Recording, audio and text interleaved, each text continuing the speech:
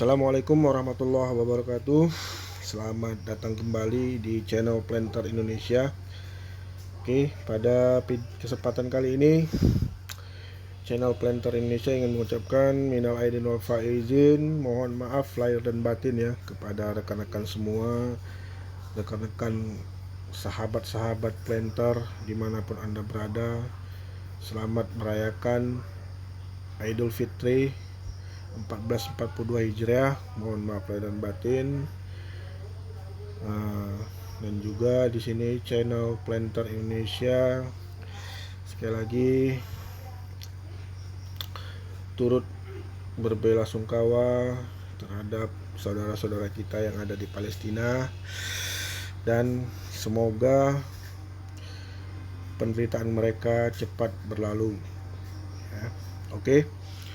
Pada kesempatan kali ini saya ingin mencoba menjelaskan tentang lahan gambut lagi ya. Kita coba mengenal lahan gambut itu sendiri ya. Pada video yang kemarin saya sudah mengurai keuntungan kita dalam bertani di lahan gambut. Hari ini pada video ini saya ingin mencoba memberikan sedikit ulasan mengenai lahan gambut ya. Kita coba mengenal lahan gambut, jenis gambut ya. Oke. Langsung saja, lahan gambut mempunyai potensi yang cukup baik untuk usaha pertanian, tetapi memiliki kendala cukup banyak yang dapat menyebabkan produktivitas rendah. Dengan mengetahui karakternya, dapat ditentukan cara pengelolaan yang bijak dan tepat sehingga usaha tani yang dikembangkan dapat menguntungkan tanpa membahayakan lingkungan. Oke, kita coba masuk ke fisiografis lahan gambut. Lahan gambut di Indonesia pada umumnya membentuk kubah gambut atau pit dome. Pada bagian pinggiran kubah didominasi oleh tumbuhan kayu yang masih memperoleh pasokan hara dan dari air tanah dan sungai, sehingga banyak jenisnya dan umumnya berdiameter besar. Hutan seperti itu disebut hutan rawa campuran. Oke, mixed swamp forest. Menuju ke bagian tengah, letak air tanah sudah terlalu dalam sehingga perakaran tumbuhan kayu hutan tidak mampu mencapainya. Akibatnya, vegetasi hutan hanya memperoleh sumber hara yang semata-mata berasal dari air hujan. Vegetasi hutan lambat laun berubah. Jadinya spesies kayu hutan semakin sedikit. Vegetasi hutan relatif kurus dengan rata-rata diameter kecil. Vegetasi hutan seperti ini disebut hutan padang. Gambut tebal yang terbentuk umumnya bersifat masam dan miskin hara, sehingga memiliki kesuburan alami yang rendah sampai sangat rendah. Perubahan dari wilayah pinggiran gambut yang relatif kaya hara menjadi wilayah gambut ombrogen yang miskin diperkirakan terjadi pada kedalaman gambut antara 200 sampai 300 cm. Di kawasan proyek pengembangan lahan gambut 1 juta hektar Kalimantan Tengah, kubah gambut berbentuk hampir bujur telur, terletak di antara Sungai Kapuas dan Sungai Danahub atau Sungai Barito. Kubah gambut pertama terletak di antara Sungai Kapuas dan Sungai Mantangai, berukuran sekitar 22 km x 17 km dengan ketebalan gambut antara 8 sampai 9 meter. Dalam ya. Kubah gambut kedua terletak di antara Sungai Mantangai dan Sungai Dadahub, berukuran lebih besar yaitu sekitar 45 km x 23 km dengan ketebalan gambut terdalam mencapai 13 meter. Dalam. Ketebalan gambutnya dalam ya. Tanah gambut terbentuk di dataran rendah berawa-rawa. Sebagian kecil ditemukan pada dataran pasang surut yang umumnya berupa gambut tompogen dangkal sampai sedang. Sebagian besar tanah gambut jumpai di dataran rendah sepanjang pantai di antara sungai-sungai besar dan umumnya berupa gambut ombrogen dengan kedalaman gambut sedang sampai sangat dalam. Luasnya di Indonesia diperkirakan sekitar 18.556 juta hektar. Ya, ini tabelnya penyebaran tanah gambut di setiap provinsi Indonesia. Nanggro Aceh Darussalam, Sumatera Utara, Sumatera Barat, Riau, Jambi. Sumatera Selatan, Bengkulu, Lampung. Oke, Sumatera ada 7.205 hektar. Kalimantan Barat, di Kalimantan ada 5.769 hektar. Di Sulawesi ada 127 hektar. Di Papua ada 5.460 hektar. Jadi totalnya semua 18.586 juta hektar. Oke ya, ulangin ya, ini juta ya, 7.205 juta ya, hitungan juta ya, ini di atas juta ya, hitungan juta, 7.205 juta hektar. Oke, kita ke proses pembentukan. Oke, proses pembentukan gambut. Gambut merupakan suatu ekosistem lahan basah yang dicirikan oleh adanya akumulasi bahan organik yang berlangsung dalam ukuran waktu lama. Akumulasi ini terjadi karena lambatnya laju dekomposisi dibandingkan dengan laju penimbunan bahan organik yang terdapat di lantai hutan lahan basah. Proses pembentukan gambut hampir selalu terjadi pada hutan dalam kondisi tergenang dengan produksi bahan organik dalam jumlah yang banyak. Oke, ini pembentukan gambutnya ya. Oke, ini ya. Pembentukan gambut. Pembentukan gambut di beberapa daerah pantai Indonesia diperkirakan dimulai sejak zaman glasial akhir. Ya, glasial akhir. Zaman glasial akhir. Nih, zaman glasial akhir sekitar 3.000 sampai 5.000 tahun yang lalu. Proses pembentukan gambut pedalaman bahkan lebih lama lagi, yaitu sekitar 10.000 tahun yang lalu. Seperti gambut tropis lainnya, gambut Indonesia dibentuk oleh akumulasi residu vegetasi tropis yang kaya kandungan lignin dan selulosa. Karena lambatnya proses dekomposisi di ekosistem rawa gambut,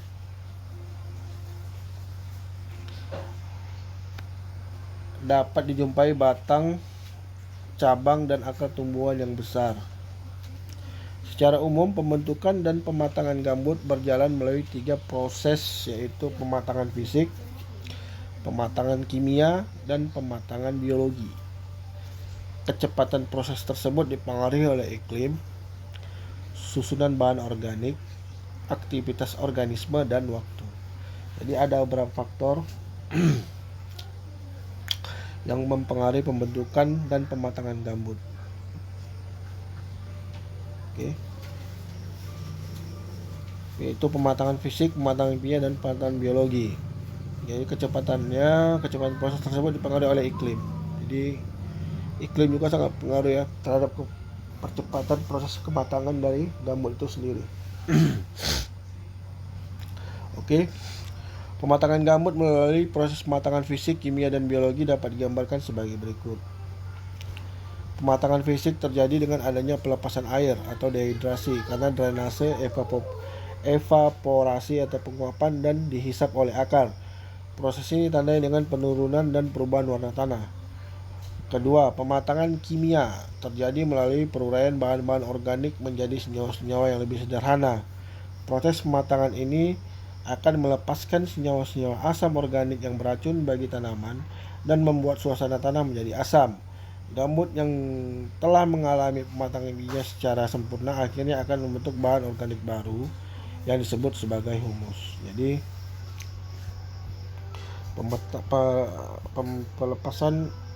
pelepasan unsur-unsur kimia yang ada di dasar gambut, ya, unsur-unsur kimia yang bersifat asam ya, membuat suasana tanah menjadi asam, itu akan terjadi pelepasan dan mengalami pematangan kimia sehingga membentuk organik baru yang disebut dengan humus. Oke.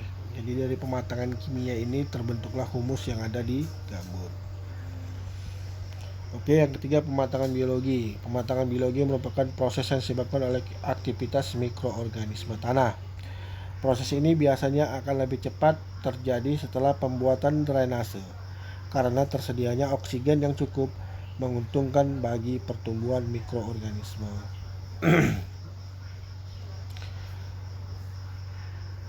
Oke, sifat-sifat tanah gambut. Jadi tanah gambut memiliki sifat-sifat. Oke, sifat tanah gambut dapat dikelompokkan menjadi dua, yaitu sifat fisik dan sifat kimia. Sifat fisik dan kimia gambut tidak bisa ditentukan oleh tingkat dekomposisi bahan organik, tetapi juga oleh tipe vegetasi asal bahan organik. Oke, sifat fisik. Sifat fisik gambut yang penting untuk diketahui antara lain tingkat kematangan, berat jenis, kapasitas menahan air, daya dukung penurunan tanah, daya tahan hidrolik, dan warna. Oke, tingkat kematangan gambut. Karena dibentuk dari bahan, kondisi lingkungan, dan waktu yang berbeda, tingkat kematangan gambut bervariasi. Gambut yang telah matang akan cenderung lebih halus dan lebih subur. Sebaliknya, yang belum matang banyak mengandung serat kasar dan kurang subur. Serat kasar merupakan bagian gambut yang tidak lolos saringan 100 mesh atau 100 lubang per inci persegi. Berdasarkan tingkat kematangan atau dekomposisi bahan organik, gambut dibedakan menjadi 3, yakni fibrik, yaitu gambut dengan tingkat pelapukan awal atau masih muda dan lebih dari 3/4 bagian volumenya berupa serat segar.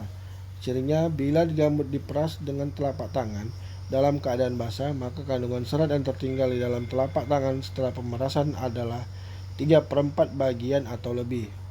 Hemik, yaitu gambut yang mempunyai tingkat pelapukan sedang. Sebagian bahan telah mengalami pelapukan dan sebagian lagi merupakan serat. Bila diperas dengan telapak tangan dalam keadaan basah, gambut akan mudah melewati sela-sela jari dan kandungan serat yang tertinggal dalam telapak tangan setelah pemerasan adalah antara kurang dari 3/4 sampai 1/4 bagian atau lebih. Saprik, yaitu gambut yang tingkat pelapukannya sudah lanjut atau matang. Bila diperas, gambut sangat mudah melewati sela-sela jari dan serat yang tertinggal dalam telapak tangan kurang dari 1/4 bagian. Untuk mempercepat kematangan gambut, biasanya digunakan tanaman ubi kayu, pemberian pupuk kandang atau kompos, pemberian pupuk organik cair, dan drainase. Tanaman ubi kayu tahan terhadap keasaman tinggi dan mikroorganisme atau jasad renik yang terdapat pada perakarannya akan mempercepat kematangan gambut. Demikian pula mikroorganisme yang terdapat dalam kompos, pupuk kandang, dan pupuk organik cair. Sedangkan drainase yang memadai akan memberikan suasana yang baik bagi perkembangbiakan mikroorganisme. Catatan: drainase harus dilakukan secara ekstra hati-hati, yaitu dengan tetap mempertahankan tinggi muka air tanah gambut sesuai kebutuhan tanaman. Kondisi over drainase akan sangat membahayakan karena selain gambut akan menjadi kering dan rentan terhadap api, juga terjadi subsidence atau amblasan pada tanah gambut yang dapat menumbangkan tanaman di atasnya sebagai akibat dari mencuatnya perakaran dan ke permukaan tanah gambut. Oke, di sini ada contoh gambut yang belum matang. Ini contoh gambut yang belum matang ya. Oke, di gambar nampak ini contoh gambut yang belum matang. Oke, ini contoh gambut yang belum matang.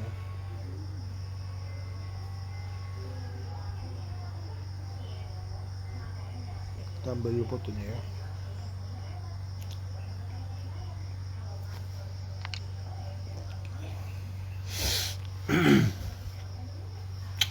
Oke, kita lanjut ya. Mengenal lahan gambut ya, ada warna. Meskipun bahan asal gambut berwarna kelabu, coklat atau kemerahan, tetapi setelah dekomposisi muncul senyawa-senyawa yang berwarna gelap sehingga gambut umumnya berwarna coklat sampai kehitaman. Warna gambut menjadi salah satu indikator kematangan gambut. Semakin matang gambut, semakin berwarna gelap. Oke, jadi kita ambil kesimpulan dulu ya. Jadi semakin matangnya gambut, maka warna gambut itu akan semakin gelap.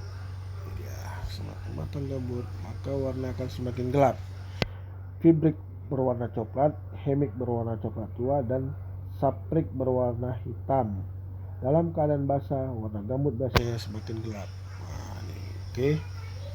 yang saya tandai ya. Itu pedoman kita ya, semakin matang gambut maka warnanya akan semakin gelap.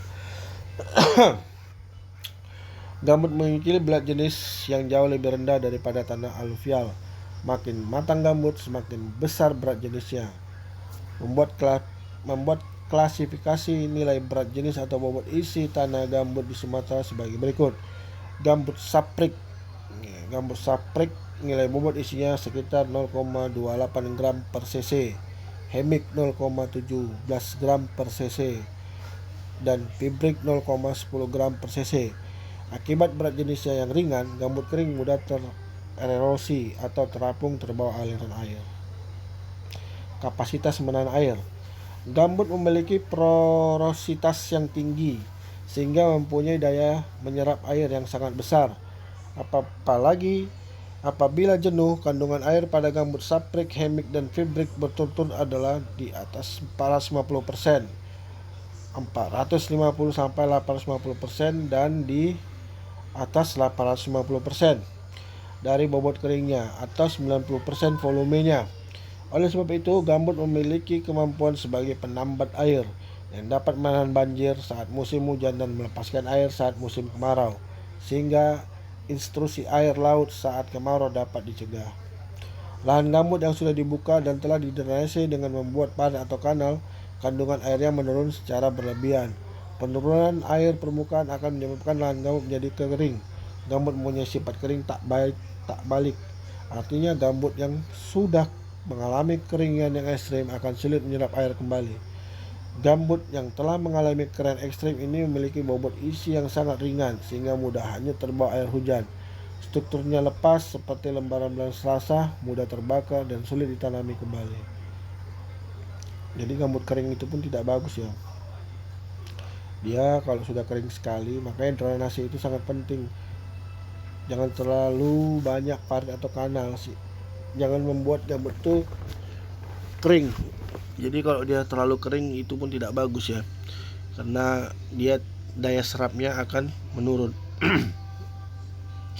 dan mudah mengalami kekeringan. Daya hantar hidrolik. Gambut memiliki daya hantar hidrolik atau penyaluran air secara horizontal yang cepat sehingga memacu percepatan pencucian unsur-unsur hara ke saluran drainase.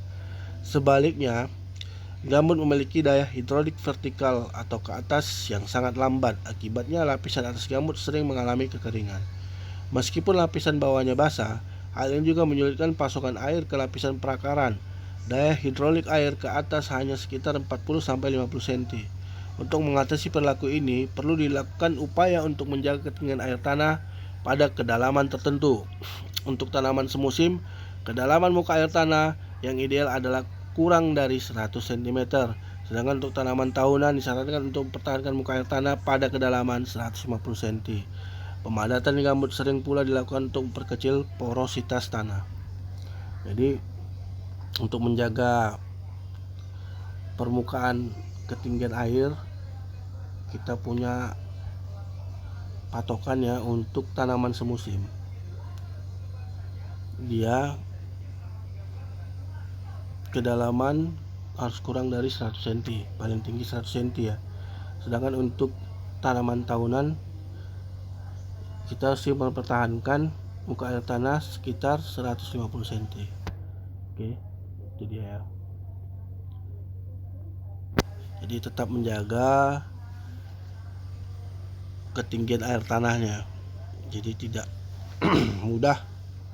Jadi untuk mempermudah pengantaran air ke daerah daun atau ke atas ya. Kedua, daya tumpu. Gambut memiliki daya dukung atau daya tumpu yang rendah karena mempunyai ruang pori yang besar sehingga kecepatan tanahnya rendah dan bobotnya ringan. Ruang pori total untuk bahan fibrik atau hemik adalah 86-91% volume dan untuk bahan hemik atau rata-rata sekitar 90% volume. Sebagai akibatnya, pohon yang tumbuh di atasnya menjadi mudah rebah. Rendahnya daya tumpu akan menjadi masalah dalam pembuatan saluran irigasi. jalan, pemukiman, dan pencetakan sawah, kecuali gambut dengan kedalaman kurang dari 75 cm. Dan mengalami subsidence atau penurunan permukaan tanah. Kondisi ini disebabkan oleh proses pematangan gambut dan berkurangnya kandungan air. Lama dan kecepatan penurunan tersebut tergantung pada kedalaman gambut. Semakin tebal gambut, penurunan tersebut semakin cepat dan berlangsungnya semakin lama. Rata-rata kecepatan penurunan adalah 0,3 sampai 0,8 cm per bulan dan terjadi selama 3 sampai 7 tahun setelah drainase dan pengolahan tanah. Di Delta Upang, Sumatera Selatan, penurunan permukaan terjadi selama 8 tahun dengan rata-rata penurunan antara 2 sampai 5 cm per tahun. Pada gambut dangkal, di Berambai, Kalimantan Selatan tercatat penurunan gambut dangkal sebesar 1,6 sampai 5,5 cm per tahun dan lahan bergambut sebesar 2,4 sampai 3,2 cm per tahun. Kecepatan penurunan permukaan gambut rata-rata di Indonesia dan Malaysia berdasarkan data terakhir adalah antara 2 sampai 4 cm per tahun. Sesudah penurunan awal pada tahun-tahun pertama yang terkadang mencapai 60 cm per tahun, akibat sifat gambut seperti ini mengakibatkan terjadinya genangan pohon muda rebah dan konstruksi bangunan, jembatan, jalan, saluran drainase akan cepat menggantung dan cepat roboh. Masalah penurunan gambut pada tanaman tahunan biasanya ditanggulangi dengan cara sebagai berikut. Penanaman tanaman tahunan dilalui dengan penanaman tanaman semusim, minimal 3 kali musim tanam. Dilakukan pemadanan sebelum penanaman tanaman tahunan. Membuat lubang tanam bertingkat, jadi hole in hole ya. Lubang tanamnya hole in hole. Jadi kalau kita membuat lubang tanam di gambut itu ada namanya sistem hole in hole, lubang dalam lubang ya, dia bertingkat ya. Lahan gambut mudah terbakar. Lahan gambut cenderung mudah terbakar karena kandungan bahan organik yang tinggi dan memiliki sifat kering tak balik, porositas tinggi, dan daya hantar hidrolik vertikal yang rendah. Kebakaran di tanah gambut sangat sulit untuk dipadamkan karena dapat menembus di bawah permukaan tanah. Bara api yang dikira sudah padam ternyata masih tersimpan dalam tanah dan menjalar ke tempat-tempat sekitarnya tanpa disadari. Bara di lahan gambut dalam biasanya hanya dapat dipadamkan oleh air hujan yang lebat. Oleh sebab itu, kebakaran gambut harus dicegah dengan cara tidak membakar lahan, tidak membuang bara api sekecil apapun seperti puntung rokok secara sembarangan, terutama di musim kemarau, dan menjaga kelembapan tanah gambut dengan tidak membuat drainase secara berlebihan. Kebakaran hutan dan lahan gambut mempunyai dampak negatif ekologi berupa musnahnya sebagian besar sumber keanekaragaman hayati, terbunuhnya ratusan satwa liar seperti orangutan dan beruang, polusi udara yang menyebabkan gangguan kesehatan, aktivitas ekonomi dan transportasi. Polusi udara yang timbulkan secara langsung meningkatkan jumlah penderita infeksi saluran pernapasan atau ISPA. Sifat kimia. Sifat kimia gambut yang penting untuk diketahui adalah tingkat kesuburan dan faktor-faktor yang mempengaruhi kesuburan tersebut. Kesuburan gambut. Fraser dalam Reason dan Suprapto Harjo tahun 1974 membagi gambut dalam 3 tingkatan kesuburan, yaitu eutropik subur, mesotropik sedang, dan oligotropik tidak subur. Secara umum gambut topogen yang dangkal dan dipengaruhi air tanah dan sungai umumnya tergolong gambut mesotropik sampai eutropik, mesotropik, dan eutropik, sehingga mempunyai potensi kesuburan alami yang lebih besar baik daripada gambut ombrogen atau kesuburan hanya terpengaruh oleh air hujan, dan sebagian besar oligotropik.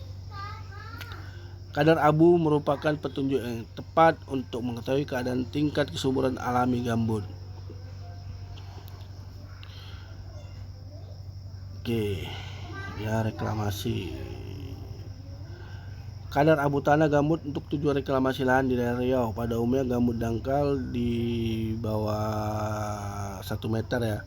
yang terdapat di bagian tepi kubah mempunyai kadar abu sekitar 15%. Bagian lereng dengan kedalaman 1-3 meter berkadar abu sekitar 10%, sedangkan di pusat kubah yang dalamnya lebih dari 3 meter berkadar abu kurang dari 10%, bahkan kadang-kadang kurang dari 5%. Hal ini sejalan dengan pengayaan oleh air sungai atau air laut atau kontak dengan dasar depresi. Sifat kimia indikatif gambut ombrogen dan tompogen di Indonesia disajikan pada tabel. Oke, kandungan hara pada 3 tipologi gambut. Ya, ini dia kandungan haranya. Abu, P2O5, C2O, CaO, K2O. Oligotropik, mesotropik, eutropik ini yang subur ya. Mesotropik yang sedang, oligotropik yang tidak subur. Kandungan persen kandungan kimia yang ada di tanah gambut. Tanah gambut umumnya memiliki kesuburan yang rendah, ditandai dengan pH rendah atau masam. Ketersediaan sejumlah unsur hara makro K, Ca, Mg, dan P, dan mikronya Cu, Zn, Mn, dan Bo yang rendah. Mengandung asam-asam organik yang beracun serta memiliki kapasitas tukar kation (KTK) yang tinggi, tetapi kejenuhan basa atau Kb rendah. KTK yang tinggi dan Kb yang rendah menyebabkan pH rendah dan sejumlah pupuk yang diberikan ke dalam tanah relatif sulit diambil oleh tanaman. Pada umumnya lahan gambut tropis memiliki pH antara 3-4,5. Gambut dangkal mempunyai pH lebih tinggi 4-5,1 daripada gambut dalam, pH-nya 3,1-3,9. Kandungan aluminium pada tanah gambut umumnya rendah sampai sedang, berkurang dengan menurunnya pH tanah. Kandungan nitrogen total termasuk tinggi, namun umumnya tidak tersedia bagi tanaman oleh karena rasio C/N-nya yang tinggi. Dekomposisi bahan organik dalam suasana anaerob menghasilkan senyawa-senyawa organik seperti protein, asam organik, dan senyawa-senyawa pembentuk humus. Asam organik tersebut berwarna hitam dan membuat suasana tanah menjadi masam dan beracun bagi tanaman. Kisaran pH tanah gambut antara 3 hingga 5. Kisaran pH tanah gambut antara 3 hingga 5. Rendahnya pH ini menyebabkan sejumlah unsur hara seperti N, Ca, Mg, K, boron, kuprum, dan Mo tidak tersedia bagi tanaman. Unsur hara makro fosfat juga berada dalam jumlah yang rendah karena gambut sulit mengikuti unsur ini sehingga mudah tercuci. Keasaman yang tinggi atau pH rendah juga menyebabkan tidak aktifnya mikroorganisme, terutama bakteri tanah, sehingga pertumbuhan cendawan merajalela dan reaksi tanah yang didukung oleh bakteri seperti fiksasi nitrogen dan mineralisasi gambut menjadi terhambat. Tingkat pH yang ideal bagi ketersediaan unsur hara di tanah gambut adalah 5 hingga 6. Tetapi menjadikan pH tanah gambut lebih dari 5 membutuhkan biaya yang sangat besar, sehingga angka 5 dijadikan rujukan untuk budidaya pertanian. Berarti pH tanah untuk yang direkomendasikan di tanah gambut adalah pH tanah 5. Jadi di bawah itu tanaman sulit berkembang. Jadi di bawah pH tanah 5 tanaman itu akan sulit untuk berkembang. Faktor kesuburan lainnya adalah kapasitas tukar kation atau KTK, dan kejenuhan basa adalah kemampuan tanah untuk mengikat ataupun menyerap dan mempertukarkan kation yang dinyatakan dalam milikuivalen. Contoh hasil analisa sifat kimia dan fisik tanah gambut ya. Saprik Hemik Sumatera, Kalimantan. Kadar air 65,4%. Yang saprik, yang hemik 74,7%. Kadar abu 12%. Tinggi ya, di Kalimantan lebih bagus lagi dia kadar kadar gambutnya. pH-nya berapa nih? KTK NA tujuan basah 9,815. Di Kalimantan gambutnya ya. Dari data kita lihat kadar air di Sumatera, kadar airnya lebih tinggi di Sumatera ya. pH-nya lebih tinggi Sumatera juga, 3,78, 3,15 sampai. Organiknya 37, ini udah lebih tinggi ya. Oke, dia organiknya lebih tinggi. Kita lihat ya di tabel ya, perbandingan ya antara Kalimantan dan Sumatera ya. Kita lihat di tabel nih, kita lihat Sumatera, Kalimantan. Ini saya pelan ya, saya turunkan ke bawah perbandingannya.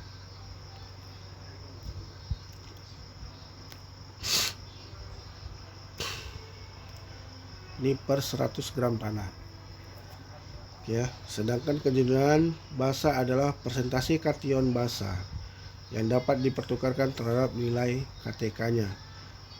KTK tanah gambut umumnya tinggi dan meningkat dengan meningkatnya kandungan bahan organik, tetapi KB-nya rendah karena jumlah kation basanya rendah.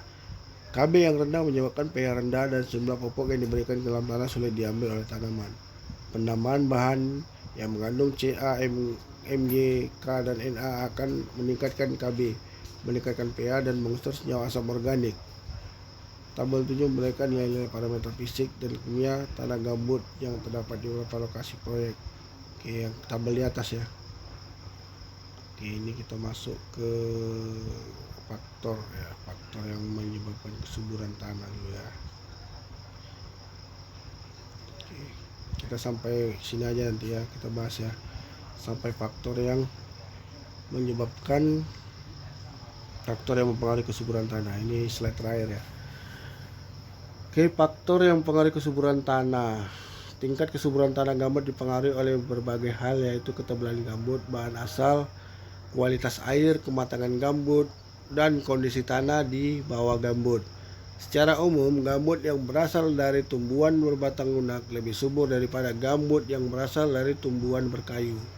Jadi gambut yang berasal dari tumbuhan berbatang lunak itu dia mengandung kesuburan yang lebih baik daripada gambut yang berasal dari batang-batang kayu ya.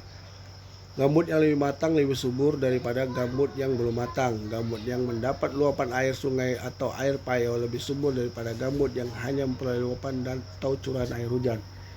Gambut yang terbentuk di atas lapisan liat atau lumpur lebih subur daripada yang terdapat di atas lapisan pasir. Gambut dangkal lebih subur daripada gambut dalam. Pembentukan gambut dangkal dipengaruhi oleh banjir sungai yang banyak membawa hara sehingga lebih subur daripada gambut dalam yang haranya semata-mata berasal dari air hujan dan dekomposisi reruntuhan vegetasi di atasnya. Dari penelitian menunjukkan bahwa pada tanah bergambut atau ketebalan sekitar 20 cm sampai gambut sedang ketebalan 180 cm, produksi gabah kering semakin merosot dengan semakin tebalnya gambut. Semakin tebal gambut, kandungan abu semakin rendah, kandungan Ca dan Mg menurun dan reaksi tanah menjadi lebih masam. Di bawah lapisan gambut di lahan pasang surut sering terdapat lapisan pirit.